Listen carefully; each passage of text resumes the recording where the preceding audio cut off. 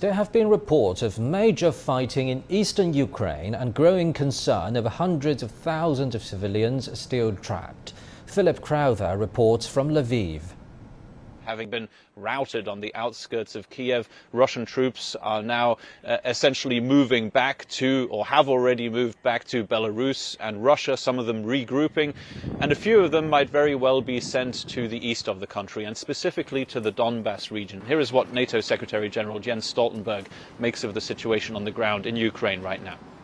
We need to support Ukraine, sustain our sanctions, and strengthen our defenses and our deterrence. And from Ukrainian President Volodymyr Zelensky, essentially warnings that the Ukrainian armed forces need more, that they need more troops and that they need more weapons because they are facing a very mighty army. The southeast and the city of Mariupol that has been under siege for weeks now. There are still attempts underway, and there will still be attempts to get civilians out of there.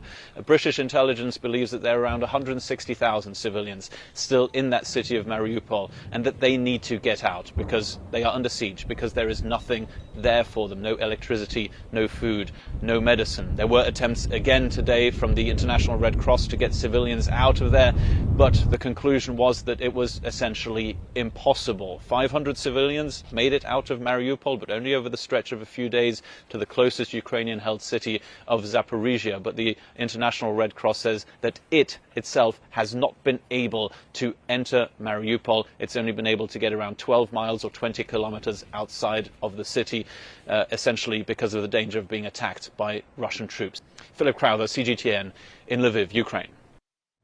Russia has warned that NATO's accelerated weapon deliveries to Ukraine will only aggravate the conflict. A senior Russian legislator made a comment as Ukrainian Foreign Minister Dmytro Kuleba called for more arms from other countries. The Russian legislator voiced concern that a lot of heavy weaponry is included in NATO's delivery to Ukraine.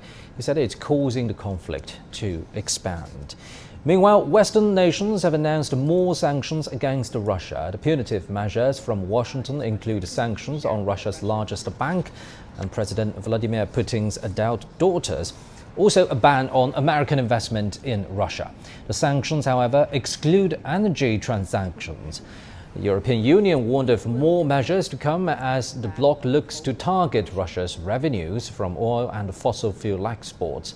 But Ukrainian President Volodymyr Zelensky on Thursday said Western politicians' failure to quickly agree on an embargo of Russian oil was causing Ukrainians their lives.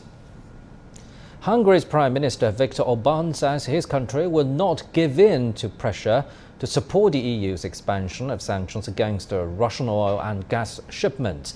The re-elected leader called it a red line for Hungary and said Budapest would pay Moscow in rubles for gas imports if asked.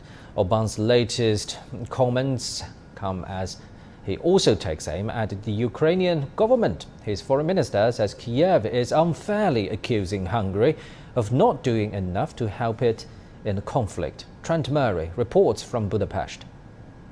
Well, in a move that's likely to raise eyebrows across the European Union, Hungary's foreign ministry has summoned the Ukrainian ambassador, asking for a please explain over recent comments made by Kyiv. The diplomatic dressing down comes just days after Viktor Orbán scored a landslide election victory in a campaign that was dominated by the conflict in Ukraine.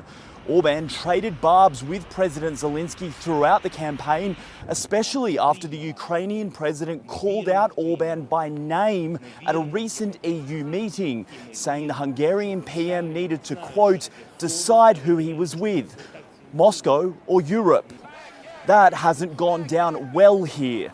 Claiming victory on Sunday night, Orbán said he won despite opposition from a wide range of sources, including the international media, Brussels, and notably the Ukrainian president.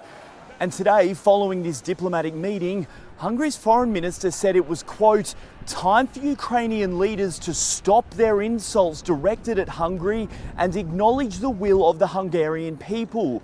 Going on to say, quote, this is not our war, so we want to and will stay out of it. As the dust settles on the combative election campaign, Brussels has also taken aim at Orban, triggering official proceedings which could see EU funds frozen for the country.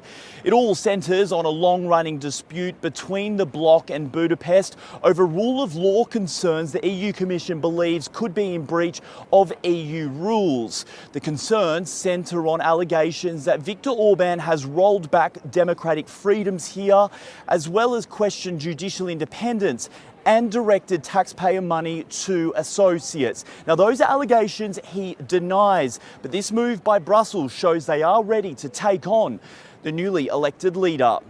Trent Murray, CGTN, Budapest.